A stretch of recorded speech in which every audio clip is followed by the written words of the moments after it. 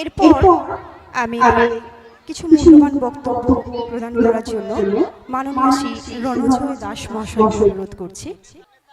Universal yoga sports ফেডারেশনের state president.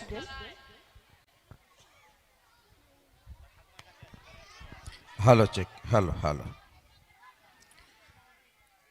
ওম সহনা ভবতু সহনৌ ভুনক্তু সহ বীর্যং করবাবহৈ তেজস্বিনাবধীতমস্তু মা বিদ্বিষাবহৈ।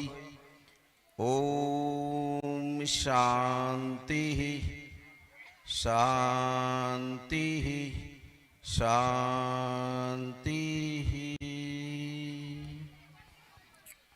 Good afternoon everybody. আজকের জয়গুরু ট্রেনিং সেন্টারের যোগ ট্রেনিং সেন্টারের পরিচালনায় যে আন্তঃ ক্লাব যোগাসন প্রতিযোগিতা হওয়ার কথা ছিল, একটুখানির মধ্যেই সেটা শুরু হতে চলেছে।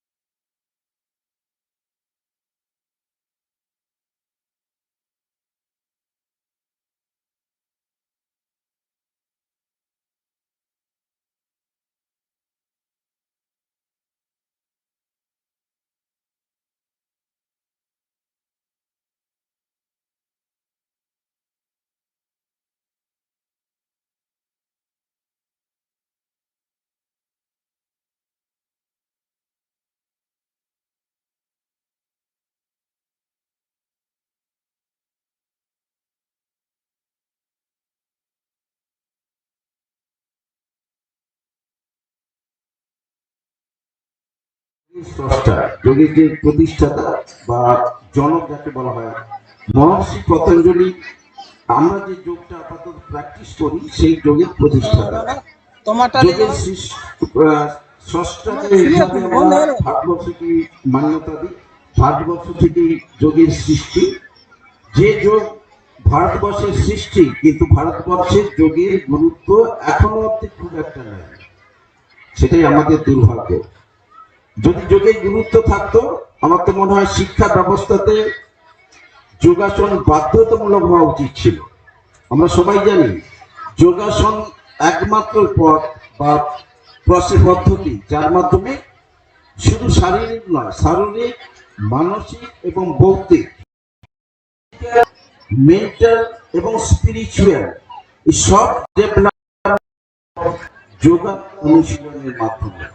আমরা যদি একটু পাশ্চাত্য দেশের দিকে তাকাই, যেসব বড় বড় দেশগুলো আছে, আমেরিকা, রাশিয়া, জাপান, চীন, ইংল্যান্ড, সেখানে যোগাসন গুলো বাধ্যতামূলক। শুনলে অবাক হবেন। বিশেষ করে ইঞ্জিনিয়ারিং, মেডিকেল সব জায়গাতেই যোগাসন কম্পালসারি।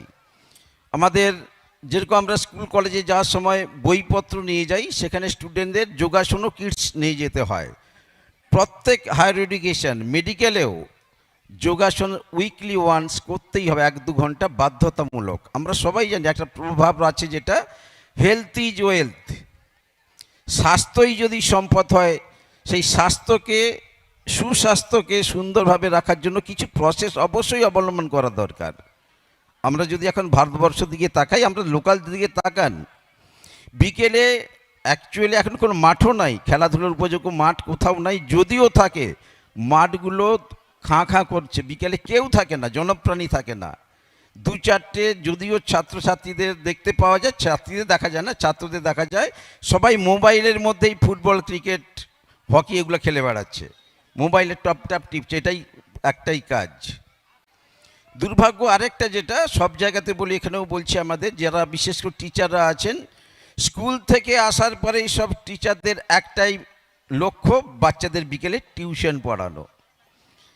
সব গার্ডিয়ানদের আমি করজোরে অনুরোধ করি, বা টিচারদেরও বলি যে বিকেলে বাচ্চাদের একটু ছেড়ে দেন, আধ ঘন্টা 1 ঘন্টা ছাড়ুন, বিহঙ্গের মতো ওড়ার সুযোগ করে দেন। যদি ওদের শারীরিক এবং মানসিক বিকাশ না ঘটে, কেউ কারো টার্গেট বা লক্ষ্যে পৌঁছতে পারবে না। এটাই আমাদের খুব দুর্ভাগ্য।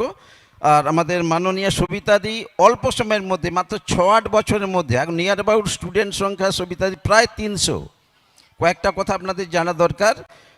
1 মাস আগে একটা স্টেট কম্পিটিশান ছিল, অল ওভার বেঙ্গল, 19টা জেলা থেকে প্রায় 1200 স্টুডেন্ট এসছিল কলকাতার বুকে, যেখানে এই জয়গুরু যোগ ট্রেনিং সেন্টারের থেকে 22-24 জনই উইন হয়ে এসছে, এবং সবিতাদির যে ছেলেটা আছে গোল্ড মেডেল উইন করেছে। জানেন না হয়তো, অনেকে জানা দরকার। শুধু গোল্ড মেডেল একটা নয়, অনেকগুলো গোল্ড মেডেল, ব্রোঞ্জ, সিলভার অনেকগুলো উইন করেছে। কলকাতার বুক থেকে 1200 স্টুডেন্টের কম্পিটিশানে ছিনে নিয়ে এসছে। তার জন্য আমরা সবিতাদির জন্য একটা জোরদার করতালি আশা করছি।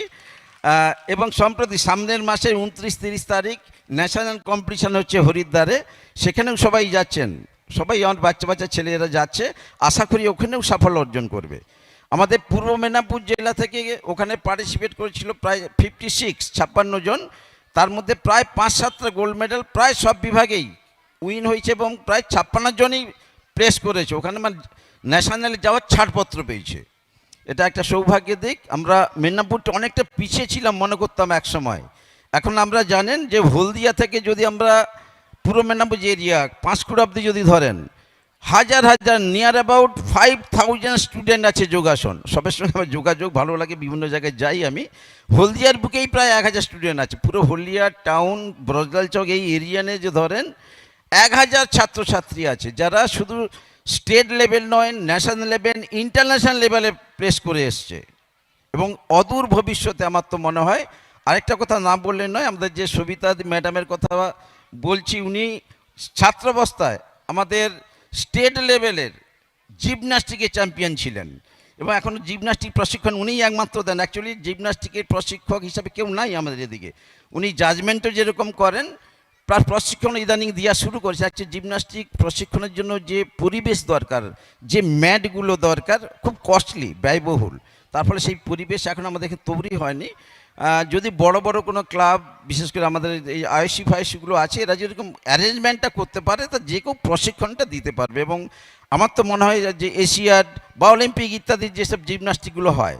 আর আরেকটা কথা, যে আমাদের সবিতাদির বান্ধবী প্রণতি, আমরা সবাই নাম জানি, একই ক্লাসমেট, ওনারা একসঙ্গে তখন ওই স্টেট লেভেলে যখন কম্পিটিশন করে গেছে, সে তো কোথায় গেছে, প্রণতির নাম আমরা সবাই জানি, এশিয়াড এবং অলিম্পিকে পার্টিসিপেট হচ্ছে, এবার রিসেন্ট পদক উইন করলো।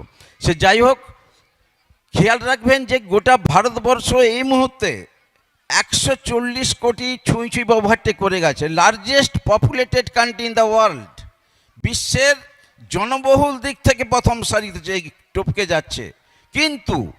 কিন্তু কি এত জনসংখ্যা, যেখানের সব দিক থেকে তো এগিয়ে থাকার কথা, পরিসংখ্যান কি বলছে, ভারতবর্ষ সব দিক থেকে পিছিয়ে পিছিয়ে পিছিয়ে পিছনের সারিতে। কিন্তু বেশ কিছু দিক থেকে ভারতবর্ষ গোটা বিশ্বের বুকে প্রথম স্থান। সেগুলো একটু কয়েকটা হাইলাইট করি। দুরারোগ্য যেসব ব্যাধি আছে আমরা জানি, ডিএম, ডায়াবেটিস মেলাইটাস, ক্রনিক যেসব ডিজিজ আছে, ক্যান্সার, ব্যাক পেইন, নেক পেন ইত্যাদি ইত্যাদি, হার্ট ডিজিজ, যত সব ডিজিজ বা দুরারোগ্য ব্যাধি আছে, সেই সব তালিকাতে ভারতবর্ষের স্থান নাম্বার 1-এ। ভারতবর্ষকে বলা হচ্ছে ডায়াবেটিসের ক্যাপিটাল, রাজধানী। প্রত্যেক 4:1, 4 জনের 1 জনের ডায়াবেটিস। এমন কোনো বাড়ি নাই যেখানে ডায়াবেটিস প্রবেশ করেনি। এগুলো কি শুনতে খুব ভালো লাগে আমাদের? যে যোগার সৃষ্টি আমাদের ভারতবর্ষে, যে যোগাসন প্রতিনিয়ত যদি আমরা 15-20 মিনিট অভ্যেস করি, আমরা সবাই ফিজিক্যালি, মেন্টালি এবং স্পিরিচুয়ালি হেলদি থাকবই, কোনো ঔষধের প্রয়োজন হবে না। কিন্তু কি করছি আমরা, কেউ কিছু করছি না। ভালো লাগছে এটাই, যারা মায়েরা বসে আছেন আপনারা অনেকটা সচেতন, আপনাদের ছেলে মেয়েদের পাঠাচ্ছেন। যেটা বলি, যেটা জানা দরকার, yoga is not only for কচি কাঁচা। যোগা শুধু কচি কাঁচা বাচ্চাদের জন্য নয়, yoga for each and everybody, সবার জন্য যোগা। আপনাদেরও যোগাসন অভ্যাস করতে হবে, আমাদেরও করতে হবে, সব ছেলে মেয়েদের সবার জন্য যোগা ফর অল। আমরা যদি সবাই অনুশীলন করি, সবাই আমরা সুস্থ সবল থাকবো, ফিজিক্যালি, মেন্টালি এবং স্পিরিচুয়ালি। আমরা যদি সবাই সুস্থ সবল থাকি, সেই কবির ভাষায় বলো বলো বলো সবে, শত বিনা বেনু রবে, ভারত আবার জগৎ সবাই শ্রেষ্ঠ আসন লবে। আমরা ভারতবাসী যদি সবাই সুস্থ সবল থাকি, মানসিক, শারীরিক এবং দৈহিক সব দিক থেকে, তবেই আমরা এগিয়ে যেতে পারবো। এবং আমরা আমাদের সন্তানকে যদি সুস্থ সবল রাখতে পারি, তবেই ওরা ওদের গোলে, লক্ষ্যে পৌঁছতে পারবেন। ধন্যবাদ। আর বেশি ডিটেলস বলছি না, আমাদের অনেকটা সময় লাগে, প্রায় 3 ঘন্টার মতো লাগবে কম্পিটিশানে। পরে কম্পিটিশান করতে করতে যদি কিছু বলার সুযোগ থাকে বলবো। আমি আপ টু 8 ইয়ার গার্লস দেওয়ার পরে বয়েজদেরটাও দিয়ে দিবেন। সবাইকে ধন্যবাদ জানাচ্ছি এখানে আসার জন্য, এবং মঙ্গলময় ঈশ্বরের কাছে কামনা করছি সবাই ফিজিক্যালি, মেন্টালি এবং স্পিরিচুয়ালি সুস্থ সবল থাকুন। ধন্যবাদ।